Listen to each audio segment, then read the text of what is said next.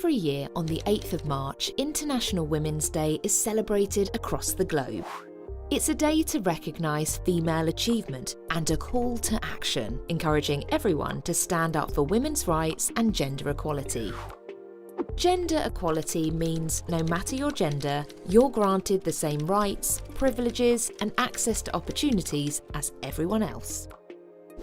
You may be thinking, why is this day so important? Throughout history, women have had to fight for the freedom and rights we enjoy today. 150 years ago, women couldn't vote, stand in parliament, receive proper medical attention, own property, access fair legal support, get paid the same as men, visit the same public areas as men, get a proper education. The list goes on. 150 years ago, people lived in a very different world to what we know now. So how did things change? Someone didn't snap their fingers and then bam, women had all the rights.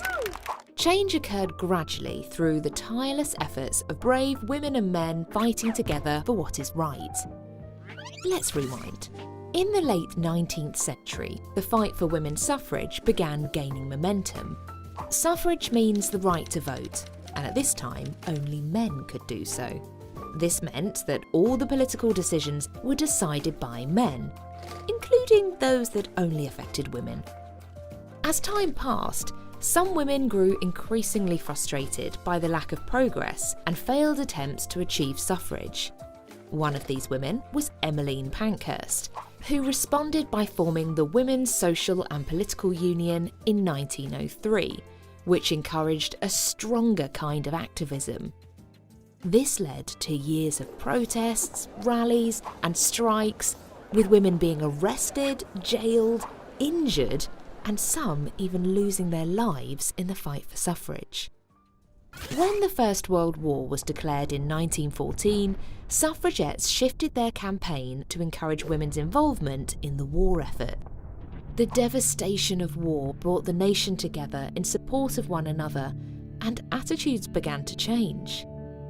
Women took on responsibilities and jobs that they were previously excluded from, like working as mechanics and drivers.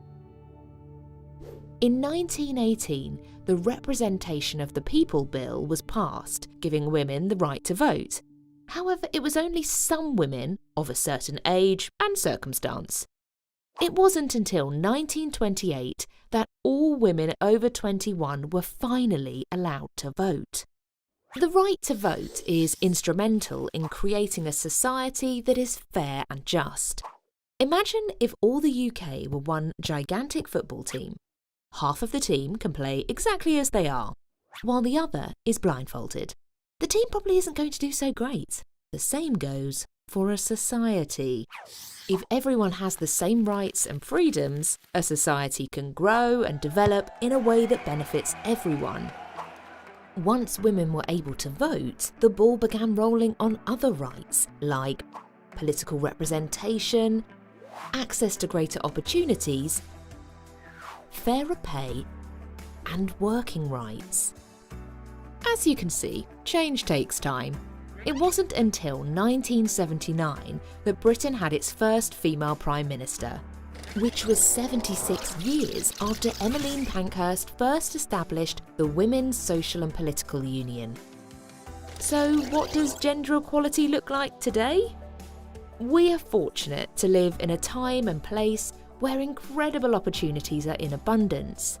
Everyone can get an education, access healthcare, get a job, and speak their minds. However, we still have some work to do before we reach equality for all. One way that gender inequality plays out in our everyday life is through stereotypes. A stereotype is a generalised opinion of a person or group of people. Ever heard someone say something like, "You throw like a girl," or "boys don't cry"? These kinds of phrases exist because of centuries of restrictive ideas about gender that really aren't true or fair. People are way too unique and complex to fit neatly in a box. Girls and boys can be athletic, fast and strong. And of course, everyone cries. It's normal and healthy to express your feelings and to be vulnerable. Stereotypes can be really damaging and can prevent you from being yourself and reaching your potential. Today, women are still the minority in Parliament, leadership roles and career fields like science and engineering, as well as making less money than men on average.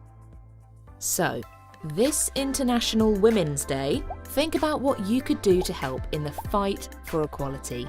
Everyone benefits when we are all treated equally. Why not celebrate the amazing achievements of women you admire, especially now you know just what it took to get there?